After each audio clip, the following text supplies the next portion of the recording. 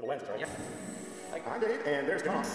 Here at play. Welcome to Retired Time Productions. On a previous flight with the TwinStar plane, I noticed that the artificial horizon was actually well below the real horizon and below the center point for level flight. It seemed like the nose was pitched up.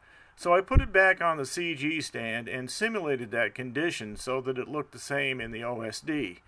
Then I went ahead and moved the CG, or marked the CG where it was on the stand, so that I knew where the new CG was. This was so I could put it back on the stand and then move the battery forward to bring that weight towards the nose and bring the nose down. Plan to test it at the Flying CIrcus. So over here, this is at the Flying CIrcus event put on by StoneBlueAIrlines. I'm just waiting for my slot to come up. They had a frequency tent where they managed the frequencies really well, so I got a 1G3 slot where I could fly with no other interference from 1G3. So when my time came up, I took my plane out, and Jason Cole from RC Groups actually gave me a hand launch, and he packs quite a wallop. The plane got off and did well, and I was surprised that there was no problems with moving the CG. In fact, it improved. Once in the air, I could see that the artificial horizon now is sitting right on the real horizon, and they seem to follow each other quite well. And you'll see later when I get into some level flight that the artificial horizon is more towards the center of the screen now, indicating that the plane is well balanced. The flight characteristics improved too while I was doing this.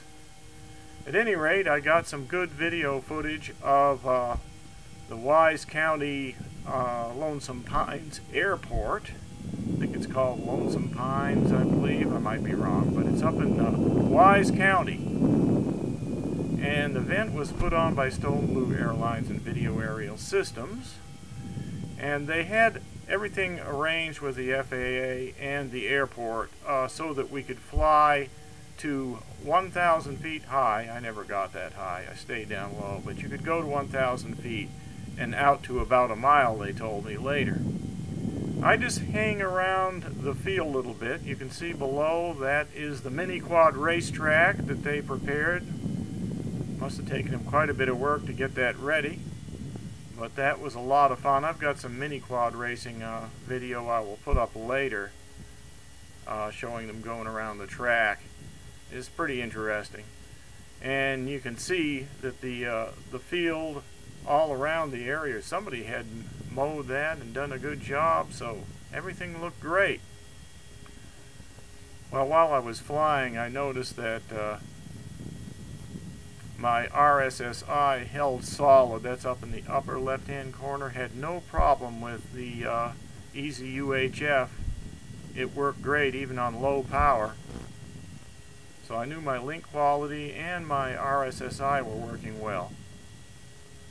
Now you can see here where the things are calming down. I'm getting a little more level. You can see how that artificial horizon is moving around the center as I go up and down rather than staying below it all the time.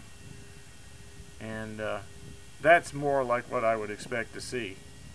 So I think the plane is pretty well balanced now. There it is right on center when I was level.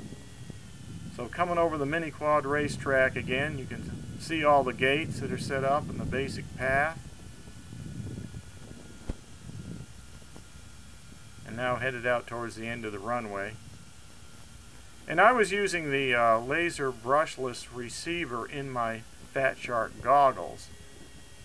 So I'm getting video directly from the plane to my goggles. It's 1G3, and I believe it's about an 800 milliwatt transmitter. So I had to hang around the airport pretty much since I didn't have my ground station. Usually I use my ground station and use a repeater that repeats the 1G3 to 5.8. Well, I'd be using up 2 frequencies if I did that, and with all the mini quad racing and everything else going on, tying up 5.8, they didn't want me to use the repeater, so I just went with the direct link with circular polarized antennas from IB Crazy, and my laser brushless gimbal Fat Shark receiver module. But all in all, the video really did look pretty good. I didn't see too many breakups until I got like way out at the runway. At the end of the runway, I'd see a little breakup, but other than that, it was pretty good. I probably could have gone further, but I just didn't want to risk it. Next time, I plan on bringing my ground station set up with maybe a cable, and I'll just cable my goggles right to my main ground station so I can use my better patch antenna. But the whole event was a lot of fun, and I got to fly both of my planes, the Skywalker and this one, the TwinStar, which as you see has the Vector OSD. The Skywalker has the Minim OSD with an APM, and this is using the Eagle Tree Vector. Here's the landing. Here's the ground shot of the landing. And that's pretty much it. And this is a summary, so the Vector goes through a summary. At one point I was up to 74 miles an hour. I think that was when I went into a dive. Just kind of interesting. Most of the time it was around 25 or 30.